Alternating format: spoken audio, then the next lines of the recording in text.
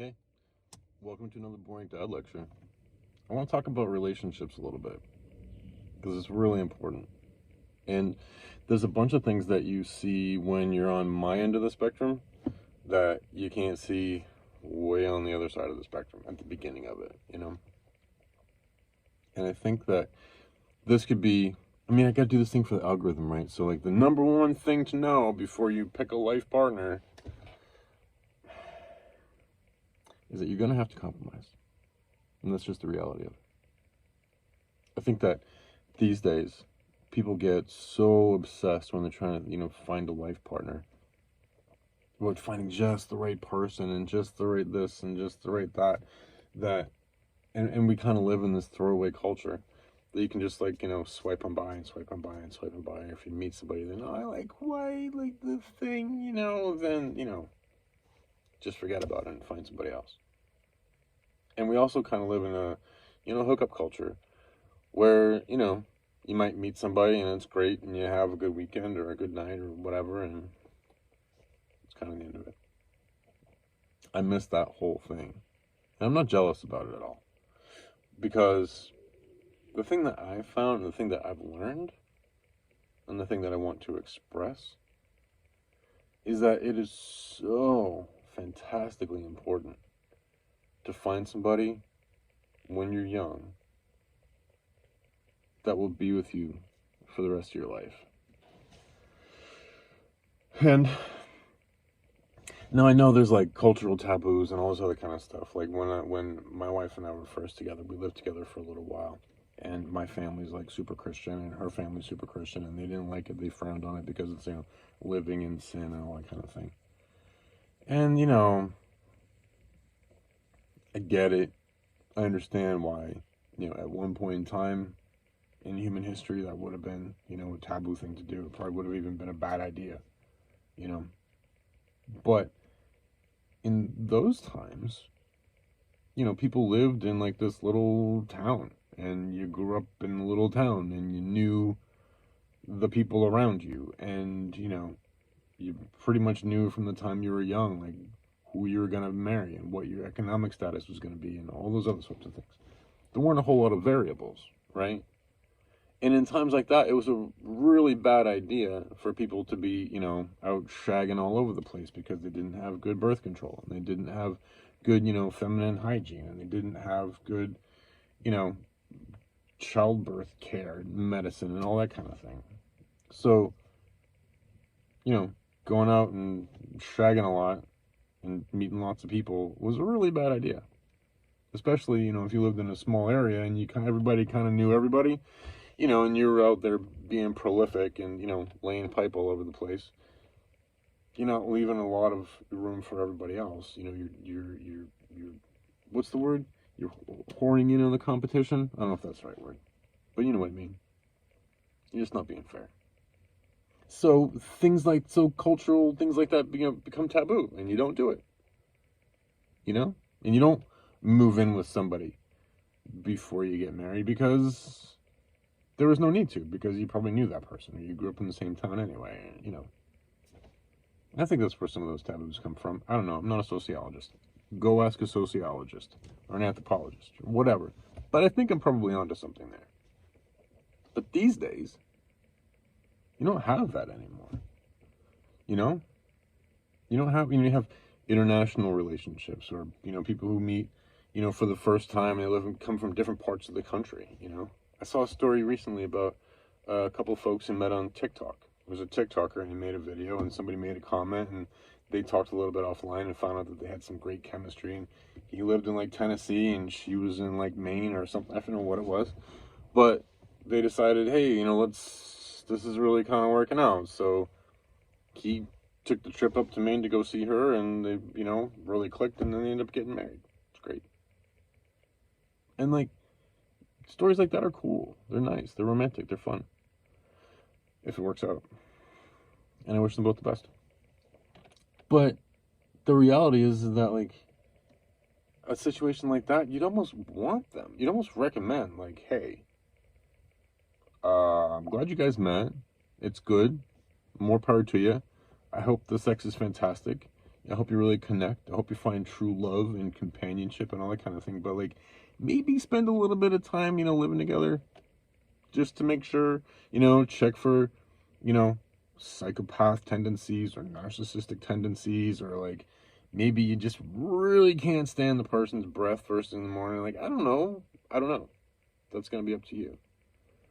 But that can actually be like a really important thing to do these days. Spend a little bit of time, getting to know somebody better than just, how it used to be. And that's the thing I always push back on some of the older generations, the boomers and Christians and all that kind of stuff that say, well, you shouldn't live together before you marry. I'm like, I don't know. Seems like a really bad idea these days.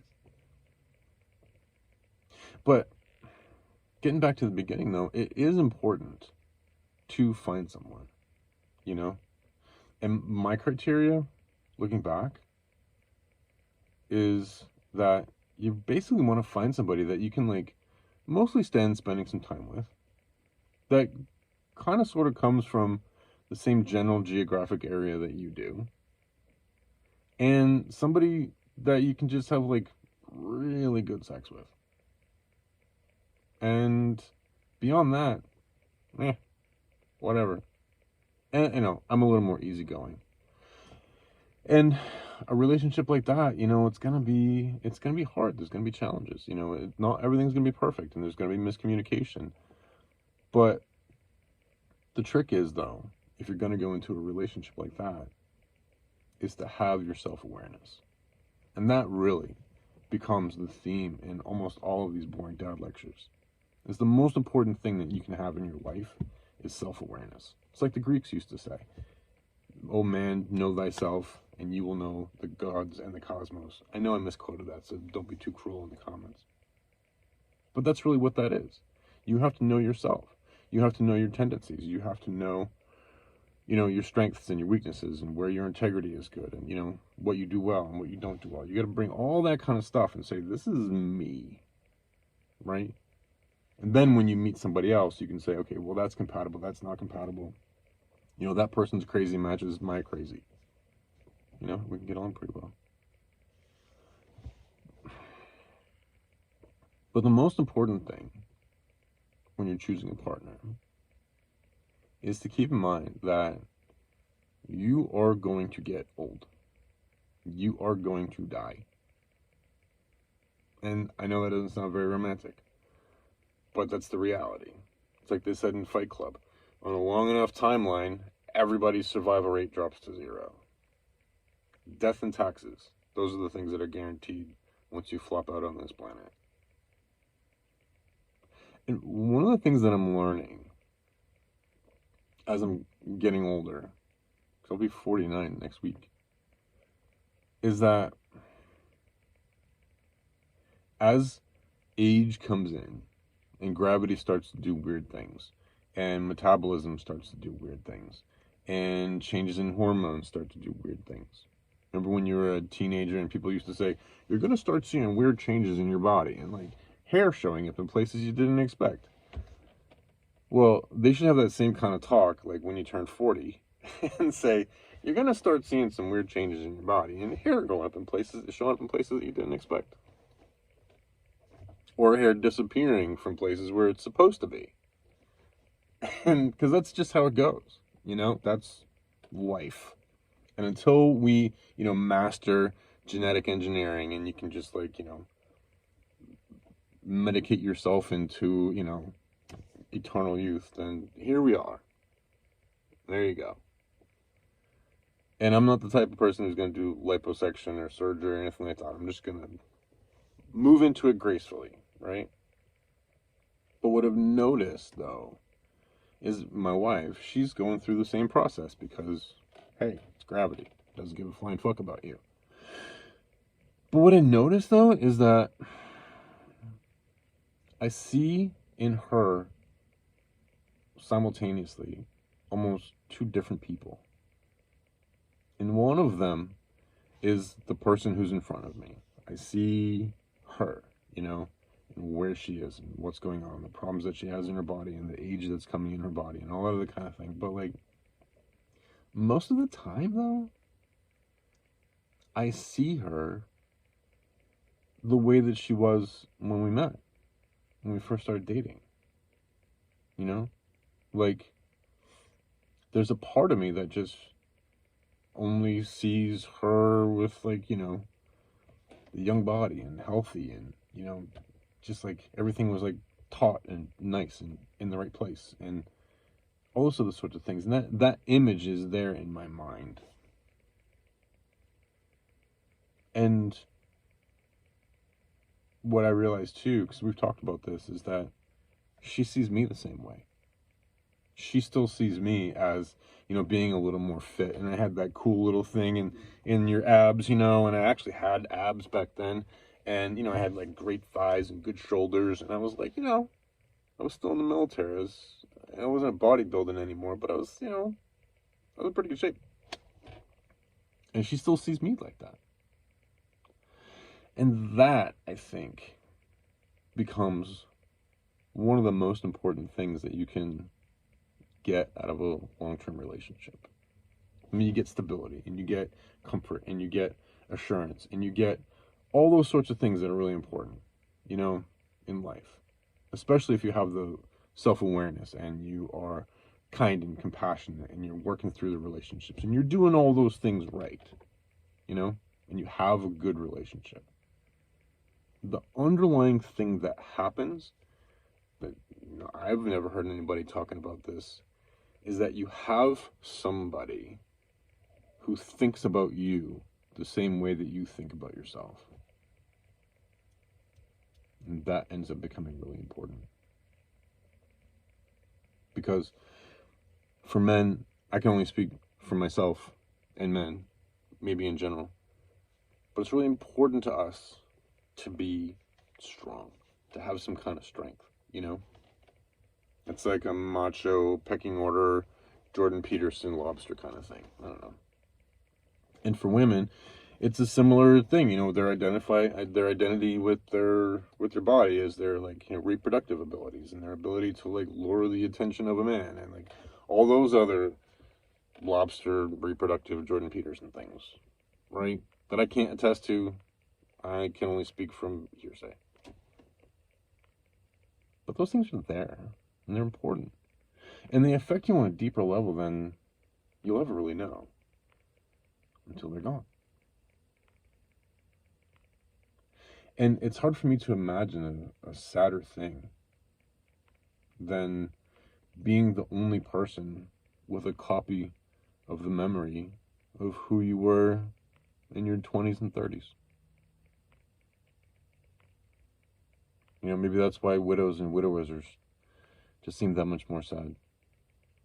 It's not so much that you lost a person that was outside of you, that was important to you, because that's painful enough by itself. But simultaneously, you lose the other person's vision of who you were.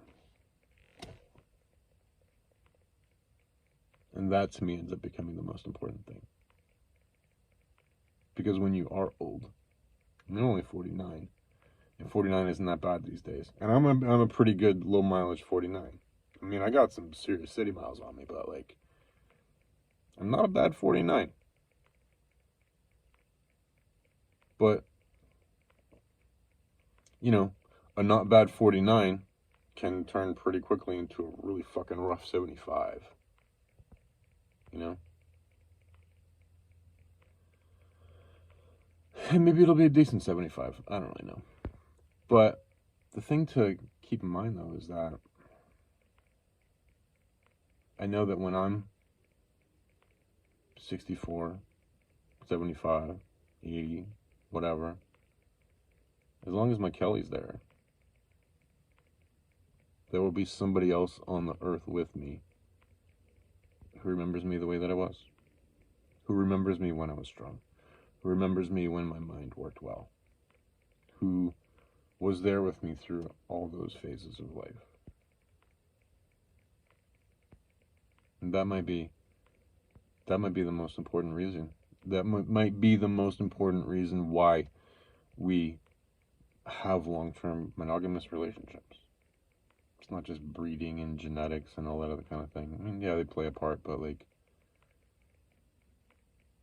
maybe it's just to avoid that ultimate, or push off that ultimate deep sadness that comes when you're truly alone at the end.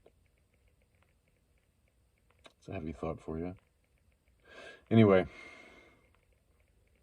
choose a partner well. Be wise. Be self-aware. And when you do choose your partner, remember them. Remember them. Because that means more than almost anything else. Anyway, just my perspective. Love you much. Talk to you soon.